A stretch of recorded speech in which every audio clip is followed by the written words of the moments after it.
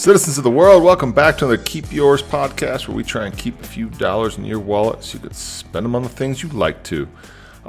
This is our final episode on PPP forgiveness, and this is for the folks that need to file the full form because they had some reduction in employees that does not subject safe harbor, or their loan was $2 million or more. And I'm not talking to the people who got a loan for $2 million or more. You got plenty of money to go hire some accountants and lawyers to take care of that for you. So for the small business owners who did have to lay off some employees, we're going to go through this form for you. And we're going to go through it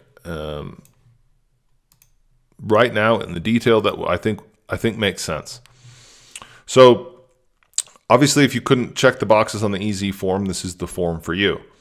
Now, what I want to go over here are the instructions and the safe harbor requirements for reduction in staff.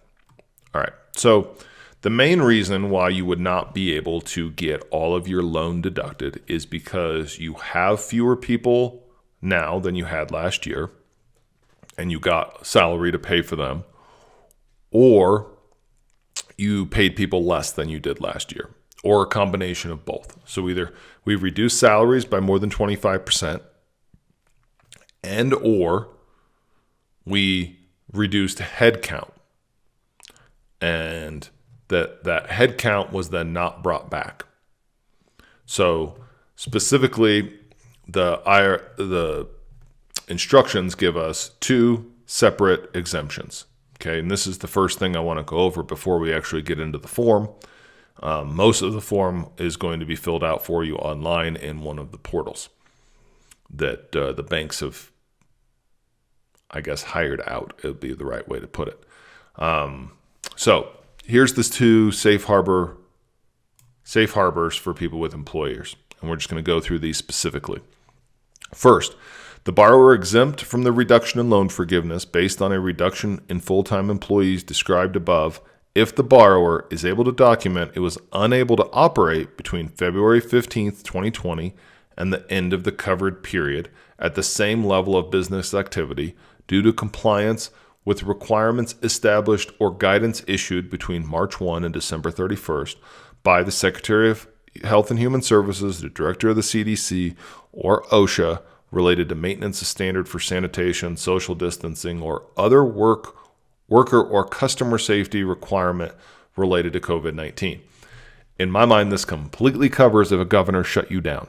So if you owned a gym and you paid yourself and one employee, but let's say you had 5 employees, you do not have to take less in your loan forgiveness unless you didn't spend the money, right? So there's two pieces of this forgiveness, right? One is you have to have the amount spent, right? So whether that's your 8-week period or your 24-week period, you have to have spent this money. If you just got a loan from the government for your business being shut down, but you didn't spend any money, which is unlikely, but let's just say you didn't spend any of it, then you have to give it back. But let's say you spent a part of it, and you spent part of it on, let's say, paying rent and paying yourself. But because you were shut down, like a gym or a yoga studio where no one was allowed indoors and they literally shut your doors down, and if you open, they came and fined you, then of course you laid off all your staff, and that's of no fault of your own. So you're exempt from the reduction of loan forgiveness to the extent that you still have the expenses. So let's say that you maintained, you, the owner, and one manager, but you had a $100,000 loan. Well, you can deduct up to, but let's say you did the full period. Let's say that they shut you down and you're still shut down as a yoga studio. And this gets complicated, especially for restaurants and other businesses which were allowed to then open at some reduced level. And also, it just gets ugly. But here's what I would say. If you're forced to operate at a reduced level going forward, then you're still eligible for this exemption. So if you had 20 people for a full restaurant, but now all of a sudden you can't have indoor restaurant and all you can do is have to-go services, then the people you're paying to do the to-go services are eligible, and you, in my mind, are exempt from this loan forgiveness because you only laid off people you were required to by law because you couldn't serve people inside and use your actual space. And I think that'll stand up. You may want to consult a lawyer on this before you make a final decision based off of your circumstances, because you're attesting to this, not me. And I'm a guy sitting in his office who has customers who pay him, and I go through these things with them, and we decide together. So without knowing your specific circumstance specifically, exactly what happened in your specific state, I cannot tell you whether or not you meet this requirement based on the law the way that they have it written, but that's why you're attesting and not me. So don't take this as my guidance where all of a sudden I said that you can or cannot do this. I'm saying this is my interpretation of this, and this is the way that makes the most sense. And I think if you end up before a judge and you say, look, the government's intention was that for everybody that was allowed to stay open, they used this money to pay people. Well, I would have, but the government shut me down, so I couldn't use it to stay open. So instead, my employees ended up on unemployment because I was forced to lay them off because my business was forced closure. Now, if your business was not forced closure, so let's say you were in something critical services. Let's say you were not shut down by the government, and allowed to be open, but because of the pandemic, you decided to shut your doors. Then you have a more complicated situation.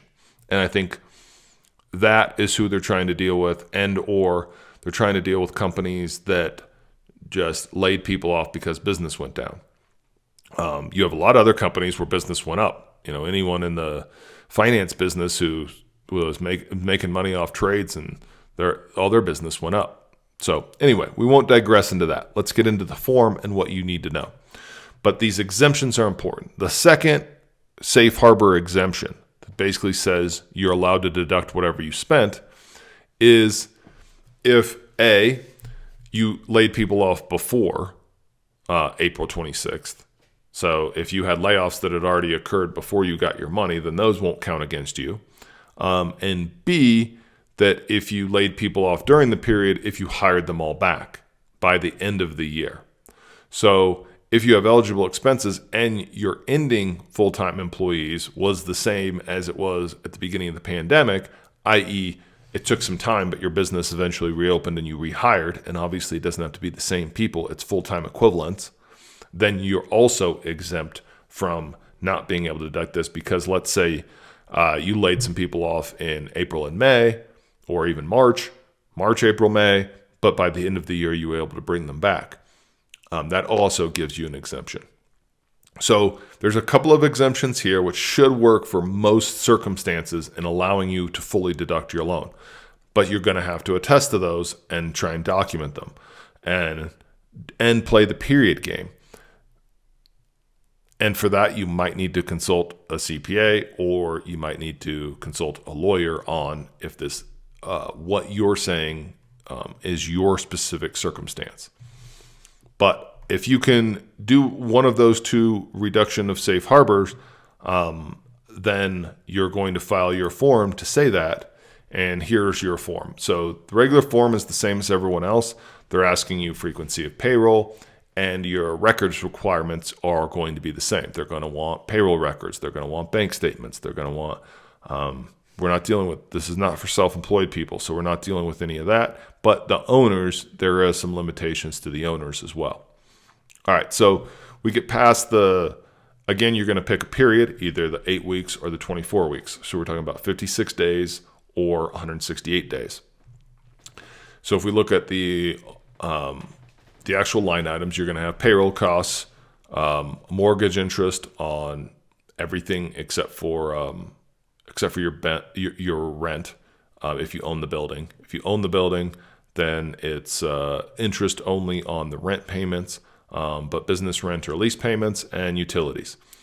Now, when we go through payroll costs, you get to include payroll, retirement benefits, health insurance. And salaries are again limited to the $100,000 limit. So Here's the adjustments, and they are reduction of wage or reduction of people.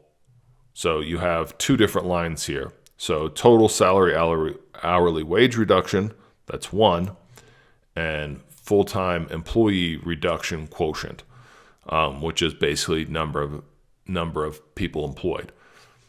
And they have schedules for you in here, Schedule A. So we'll go down to that. And then let's just see if we have Schedule A in here. Here we go. Okay, so Schedule A. Cash compensation paid, average number of full-time employees, our hourly wage reduction. So if you paid people less than 75% of their prior salary, or another way to look at that, if you reduced wages by more than 25%, then all of a sudden you're not allowed to deduct all those wages.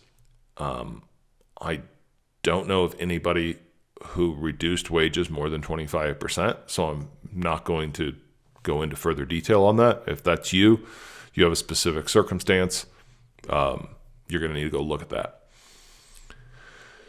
The reduction of actual number of employees, again, hopefully you're meeting one of the safe harbor requirements. Assuming you're not, then there will be a reduction of the amount that you get to deduct. And you just have to go through and fill out all these forms and fill out the tables of everybody that you had before. And it's impossible for me to know what this is because you have a number of people you had before pandemic, after pandemic, or / not after pandemic, we're still here, during your pay period versus before your pay period.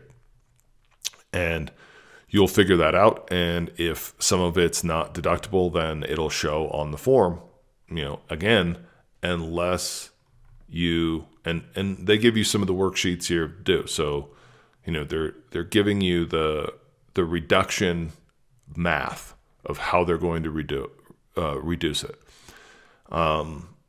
Now, if you're in safe harbor for any of the two reasons that I discussed earlier, then you still have to do the math on here, but you complete the form and then you don't have to actually reduce that amount that you get. So that should allow most people to get their whole loan amount back or forgiven.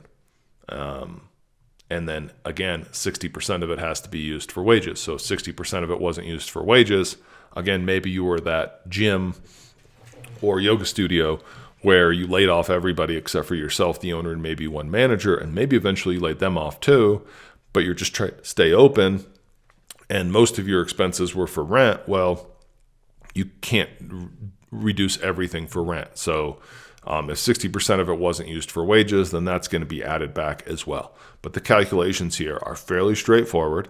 The documentation that you're basically going to need is payroll info. So that should be provided by your payroll provider. If you do it yourself with something like QuickBooks, they're kicking that out automatically as well. Their specific form, there's a specific payroll report every time you run payroll in QuickBooks that tells you the people and the amounts. If you're getting your mortgage interest payments, that's basically interest on equipment and anything else financed, and those will have statements. Business rent, you're going to need to provide them with your lease document from your landlord and bank statements that show the payments that were made and or canceled checks that show that those payments were made. And they're going to require the actual lease because that tells them that the amounts were required and that lease was in place. Could have been renewed. Your amounts could have been refinanced. That's all fine. But if it wasn't in place before the pandemic hit, then they're not going to allow you to deduct it. So the only way they can know that is if they have a copy of your lease document. And then obviously for utility payments, any of those, you're going to have the actual expenses, receipts from those. And what I've seen in all of the application online forms is that you plug in the amounts that you're going to do on hopefully your own worksheets and then upload the supporting documentation. And then the entire form of this 3508 form is actually filled out online and then you just sign it. So it's going to do all the math for you and take you through all of the worksheets. Now, I didn't have any clients who had reduction of staff and had to go through all of this who couldn't meet one of the safe harbor requirements. So if that's you, you're in a different situation, and I would consult with your CPA and or lawyer on whether or not you can make those certifications based off of what happened in your state and how you felt about it as a business owner, on what they would allow and what you spent money on and the number of employees that you still have. And that's basically it. Hopefully you file that, and then the rules once again are, once you submit it to your bank, they've got 60 days to deal with it and submit to the SBA. And then once the SBA gets it, they have another 90 days to pay the bank back. The bank is supposed to notify you when they tell the SBA the recommendation of your loan forgiveness application. And then I assume they will notify you when they've been paid back by the government.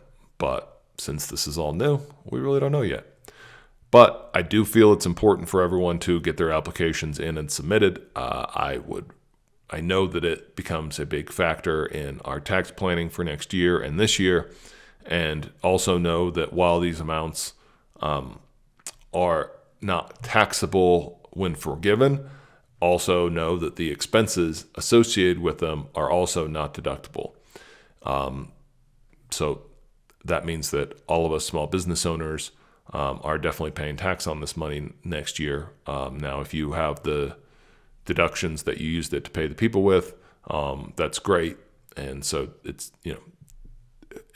a good gift from the government especially for everybody that got shut down and or had difficulty with it. I don't know any businesses that haven't had a ton of difficulty except for in financial services.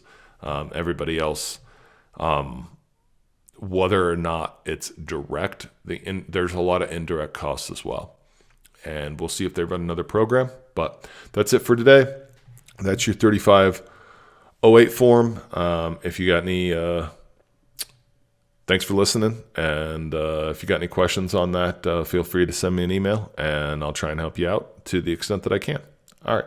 Thanks.